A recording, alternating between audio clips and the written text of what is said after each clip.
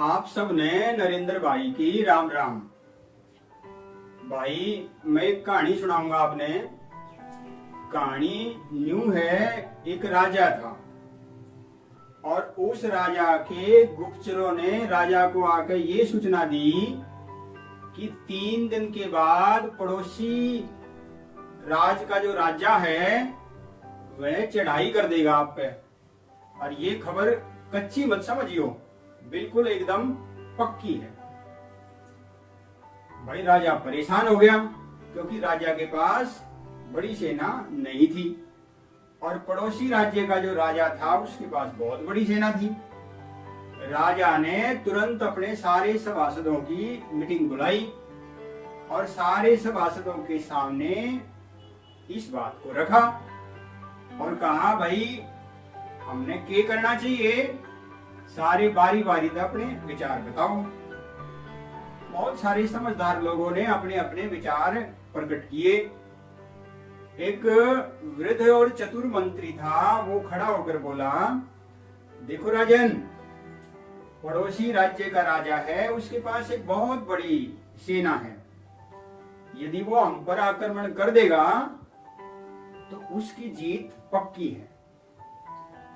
परंतु एक तरीका है कि हम भी जीत सकते हैं और वो तरीका ये है, यदि हम अपनी सेना ने तैयार करके और एकदम उस राजा के राज्य पर आक्रमण कर दें तो उस राजा के राज्य की सेना संभल भी नहीं पाएगी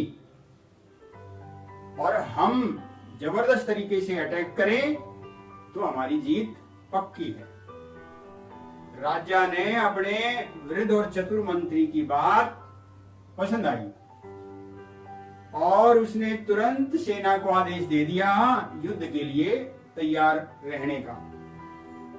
और उन नागरिकों ने भी जिन्होंने छोटी मोटी ट्रेनिंग ले रखी थी लड़ने की, उनको भी कह दिया कि भाई तुमने भी सेना के साथ चलना है।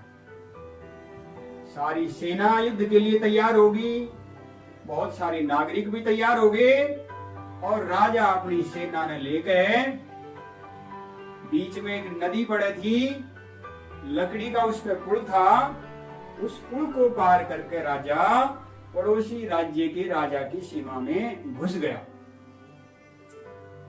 जब से सारी सेना और जो नागरिक भी लड़ने को चले थे, जब वो सारे नदी के पुल को पार कर गए तो राजा ने उस लकड़ी के पुल को आग लगाकर नष्ट करवा दिया। और सारे सैनिका ने संबोधित करते हुए राजा बोला, देखो भाई, अब तुम्हारे पास पीछे लौटने का कोई रास्ता नहीं, एक ही रास्ता था और उस लकड़ी के पुल को मैंने पूरी तरह से नष्ट करवा दिया। अब तुम्हारे सामने 2 ही रास्ते हैं। एक रास्ता तो ये है कि तुम लड़ते लड़ते शत्रु सेना से मारे जाओ और दूसरा रास्ता ये है तुम इतने जी जान से लड़ो, इतने जज्बे से लड़ो कि शत्रु सेना को हरा दो। लेकिन पीछे लौटने का तुम्हारे पास कोई तरीका नहीं, कोई रास्ता नहीं। सारे सैनिकों ने और नागरिकों ने राजा की बात समझ में आई और उन्होंने शत्रु राजा के राज्य की सेना पर इतने जबरदस्त तरीके से अटैक किया, वो सेना संभल नहीं सकी और देखते देखते राजा की छोटी सी सेना ने पड़ोसी राजा के राज्य की इतनी बड़ी सेना को बुरी तरह से हरा दिया। भाइयों, इस कहानी से ये सबक मिलता है, यदि हम अपने असफलता के सारे दरवाजे बंद कर दें, यदि हम पीछे लौटने के सारे दरवाजे बंद कर दें और फिर अपने काम पे ध्यान दें तो हमने सफल होने तक कोई नहीं रोक सकता। हम कई बार क्या होता है, काम हाथ में ले हैं और फिर पीछे हट जाएं, करने से पहले काम ने छोड़ दे हैं। ये तरीका ठीक नहीं है। तरीका ठीक ये है, जो काम हाथ में ले लिया पीछे नहीं हटना है, काम को पूरा करके ही दम लेना है। और यदि इस तरह से हम काम करते हैं तो हमारा जीतना बिल्कुल पक्का है। भाइयों, कहानी कैसी लगी कमेंट बॉक्स में लिख के मेरे को जरूर बताइए। और यदि कहानी अच्छी लगी तो भाई लाइक बटन दबाओ और कहानी को खूब शेयर करो। और यदि भाई चैनल को आप लोगों ने सब्सक्राइब नहीं किया तो चैनल को सब्सक्राइब कर लो। और कोरोना कोविड का भाई समय है, बुरा टाइम चला हुआ है।